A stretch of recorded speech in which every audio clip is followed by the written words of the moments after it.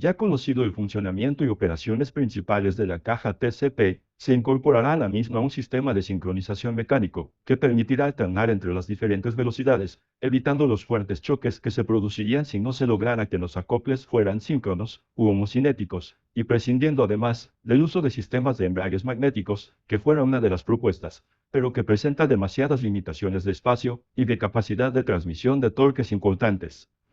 Los componentes principales del sistema pueden verse a continuación. Un servomotor, fijado a la carcasa, y cuyo eje conecta con un piñón de engranajes rectos, el cual transmite la rotación a una corona flotante, que soporta los árboles de piñones cónicos intermedios.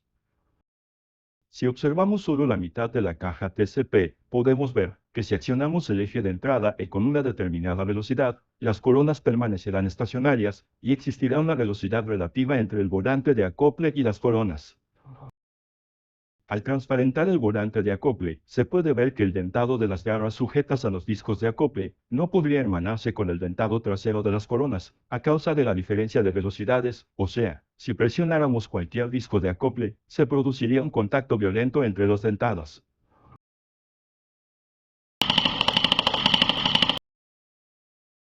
La etapa 1 del proceso de sincronizado consiste en igualar las velocidades de los dientes de acople, poniendo a rotar los árboles de los piñones secundarios e impulsando así la rotación de las coronas, hasta que las mismas alcancen la velocidad adecuada para el acople. De esa manera, si pudiéramos congelar el movimiento mediante una lámpara estroboscópica, se podrá observar cómo los dentados de acople se van poniendo en fase síncrona, hasta que al fin, al igualarse las velocidades, se colocan en fase ambas partes, y no existe movimiento relativo entre ellas.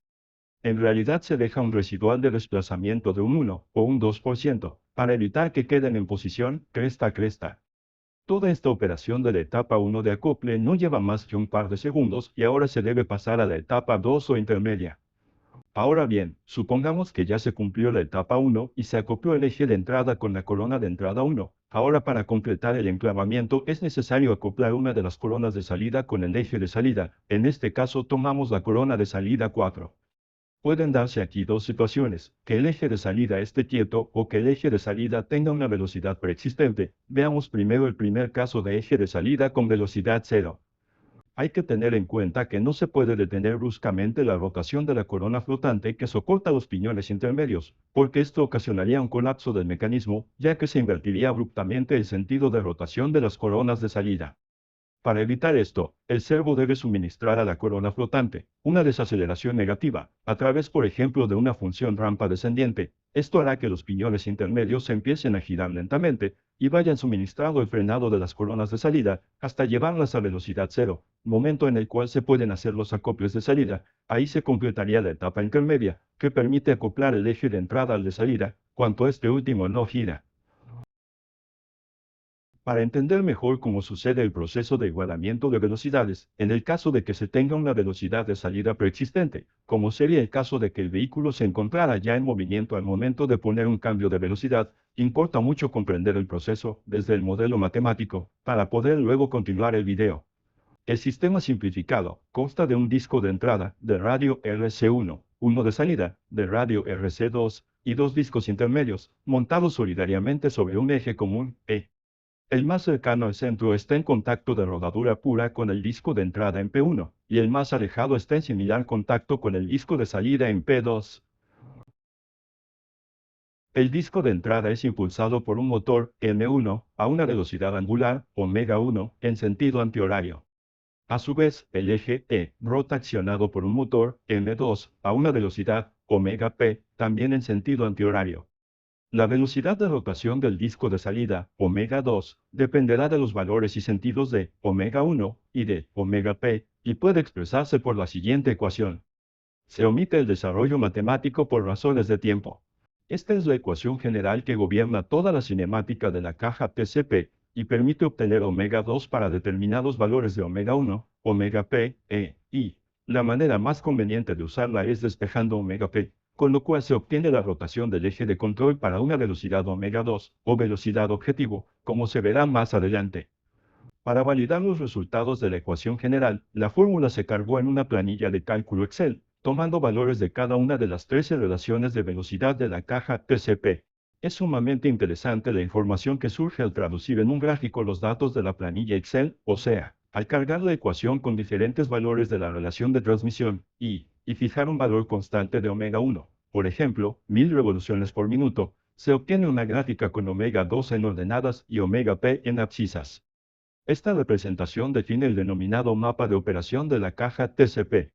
En dicho mapa puede asignarse un valor de omega 2, denominado velocidad objetivo, por ejemplo, 450 revoluciones por minuto, y a partir de él localizar con precisión los puntos de sintonía, es decir, los valores de omega p a los cuales debe rotar el eje de control para sincronizar con la velocidad objetivo y lograr un acoplamiento suave, sin velocidad relativa entre las partes. En la gráfica se observan puntos de color verde, que resultan de la intersección de la recta correspondiente a la velocidad objetivo, omega 2, con las rectas que representan la ecuación general para cada una de las 13 relaciones de transmisión. Asimismo, se distinguen puntos rojos, que indican los casos en los que la velocidad de rotación del eje de control es nula.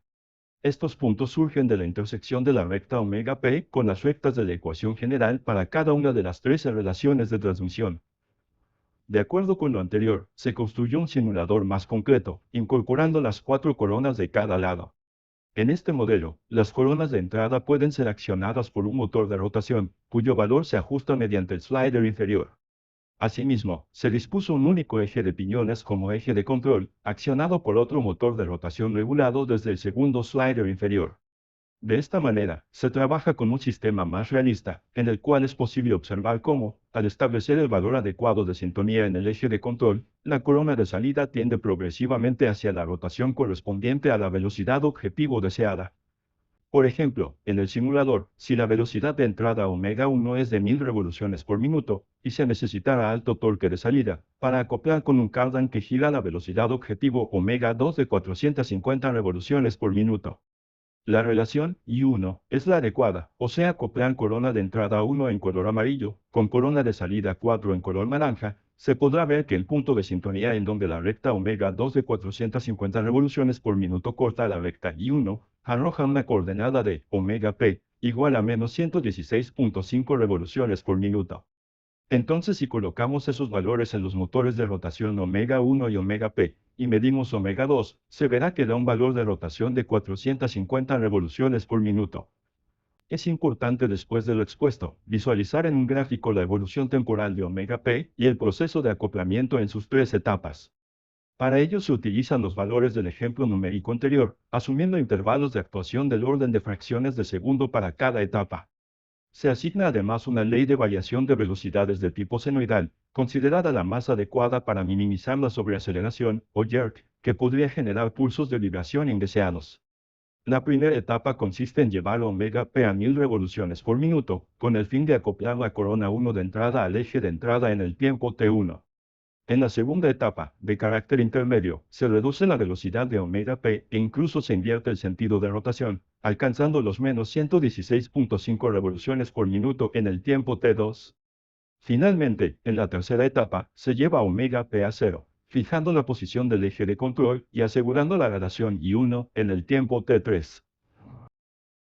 Finalmente, se observa en azul la curva de velocidades previamente analizada, en rojo, su derivada, es decir, la aceleración, y en verde, la derivada de la aceleración, o jerk. Este último evidencia no tenderá a infinito, sino seguir una ley cosenoidal, lo cual garantiza la suavidad de la operación y contribuye a minimizar tanto la vibración como los esfuerzos mecánicos. La caja TCP, con su sistema de acoplamiento sincrónico, se convierte esencialmente en un gestor dinámico de energía.